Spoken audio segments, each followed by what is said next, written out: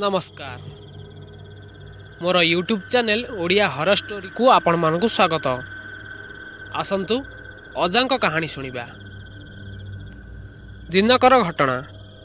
आम घरे मु आउ मो पिला माने मिसिकी 6 जण। आम घर माटी घर, सेथिरे पुणी चाळ सपर।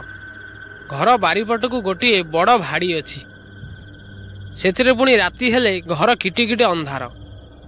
सेते बेले तो लाइन आलो किछि नथिला, सबु डिबी आलो रे काम चली जाउतला। आम बारी कबाटटा भांगी जाई थाए। सेही भंगा कबाटटी को सेमिति ठिकेरा देई काम चली जाए।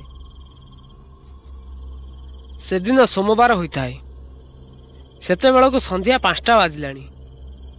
मु मोर गाई गुहाळ सफा सुतरा करी जाए टिके बारी पिंढारे बसी जाए। बारी आडू टिके सुलुसुलिया पवन टिके बाजु थाए। देह जेमिति आहा कि शांतिर अनुभूत हेउथाए। मो पाखर सबु बेले आशा बाड़ीटे थाए। मु सेइटू ठंडा पवन टिके खाऊ खाऊ आखिटा टिके लागी जाए।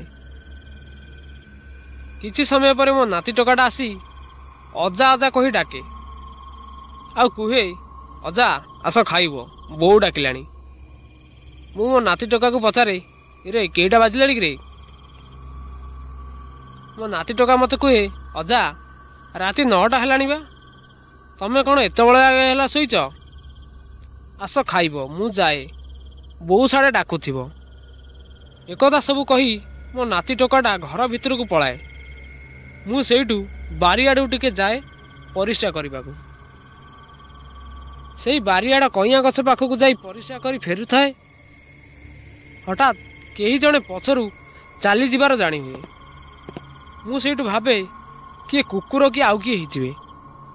मु सेठार घर को जीवाकू बाहर तो मोर अबिकल आशा बाड़ीटे धरी केही जणे ठक ठक करी मो पछरू आसुथिबार जानी हुए। मु भावे एते राति हेलाणी, बुढ़ी मते देखिबो बोली आसीछि। मु सेठू पचारे, कुआडे आइछु? मु तो बुढ़ा हेलेणी, मोर आ केही दिन जीवन जीव, मु तो पाखकू पळेइबिनी। तू एबे आसीचु, से पिला माने किए बाहर को आसीथिबे, से पुणी तते देखिले डरिबे। पुणी कहिबे बोउ गला, पुणी आमको बारियाडे आसी डरौछि। एकथा कौन सबु भल कथा? तू जा, एथर पळा, आउ केबे आसीबुनु। मोर जीवा बेଳ आइले मु जीबिनी। तू एथिकी काठेलुणी, आउ केते दिन काठेई जा। हौ तू जा। एकथा कहि सारिया परे से पळाए। मु भावे जे बुढ़ी यही कइया गछरे अछि। मु सेठू घर को आसे। बारी कबाट पाखापाखि होइताए तो जेमिति गछटी मड मड शब्द होला बोली जानी हुए। मु भाबिली बुढ़ीर कौन दरकार, से सेइथिपाई से सेमिति हेउछि। मु जाए, नहेले बुढ़ी की देखी पिला माने डरी जिवे। मु सेठू ता पाखकू गली और सेठी जा देखिली ताहा मु केबे मु देखि नथिली। सेही जन आलो पड़िथिबा नड़िया गछर छाई, सेथिरे पुणी टिके टिके पवन बाजु थाए। सेही कइया गछर अग्रभागरू केही जणे ओले ओले तळकू आसुछि। मु तार टिके पाखकू जाए, आउ देखे तो धळा लुगा और नुखुरा नुखुरा बाळ को झांपुरा करी और गोड़ ऊपर को मुंड तळकू करी सेही गछर तळकू आसुछि। मु ताकू देखि मो देह जोरसोरे शीतेई आसिलाणी। मु सेठू से नड़िया गछ सेपटकू लुचि पड़े, आउ देखे तो आउ जणे ता पछकू पछ आसुछि। मते डर लागुथाए। मु साहस करी ठिया होइथाए। मु भाबुथाए मु केमिति घर भितर को पळाए। एमिति भाबु भाबु आउ जणे आसे। तार भी सेमिति मुह सारा कला अंगार परी चेहरा। हाथ गोड़ सब बड़ बड़ नखरे परिपूर्ण। बहुत बड़ बड़ लांज और लांज सारा कंटारे परिपूर्ण होइथाए। जेमिति कि हनु मांकड़ परी देखा जाउथाए। मु सबु देखुथाए। सेही कला मांकड़टी आम घर आड़ू जाए और सेही धड़ा धोब फरफर स्त्री लोकटी कुआडे चली जाए जे जानी हुए ना।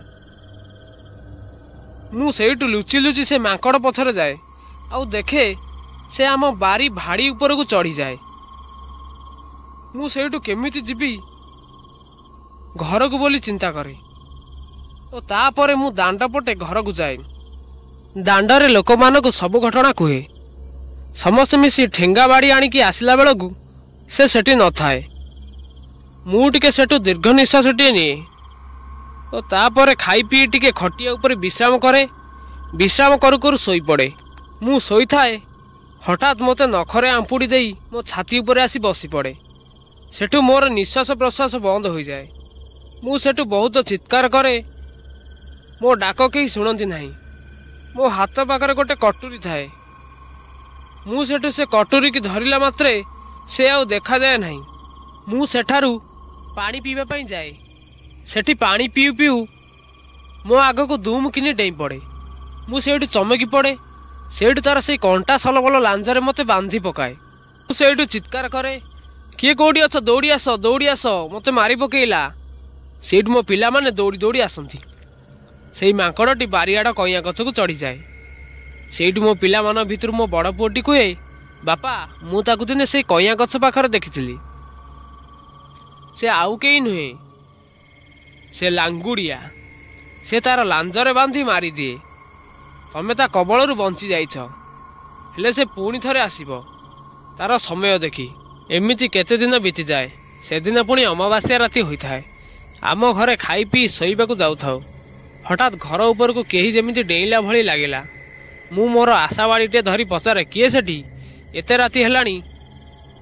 ମୁଁ ସେଇଠୁ ବାରିଆଡ଼କୁ ଯାଇ ଚାଳ ଉପରକୁ ଦେଖେ ତ କଳା ମାଙ୍କଡ଼ଟିଏ ବସିଛି। ମୁଁ ଭାବିଲି ଆଜି ମୋର ଶେଷ ଦିନ, ମୋତେ ଆଜି ମାରିଦେବ।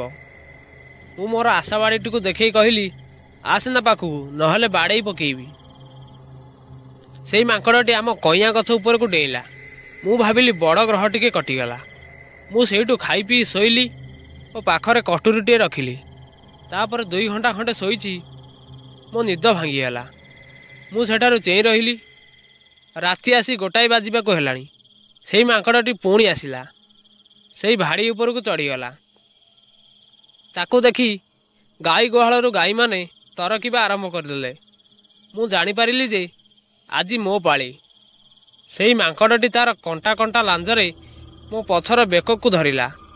ମୁଁ ସେଇଠୁ ମୋ ପାଖରେ ଥିବା କଟୁରୀଟିରେ ତା ଲାଞ୍ଜକୁ ଚୋଟେ ପକେଇଛି ଓ ସେଇ ମାଙ୍କଡ଼ଟି କୁଆଡ଼େ ପଳେଇଲା ଆଉ ଜାଣି ହେଲାନି। ମୋ ବେକରୁ ରକ୍ତ ବହି ଯାଉଥାଏ। ମୁଁ ସେଇଠୁ ମୋ ପୁଅମାନଙ୍କୁ ଡାକିଲି ଓ ପୁଅମାନେ ସେଇ ଲାଞ୍ଜଟିକୁ ନେଇ ଗୁଣିଆ ପାଖକୁ ଗଲେ ଓ ସେଇଦିନ ଠାରୁ ସେ ଆସେ ନାହିଁ।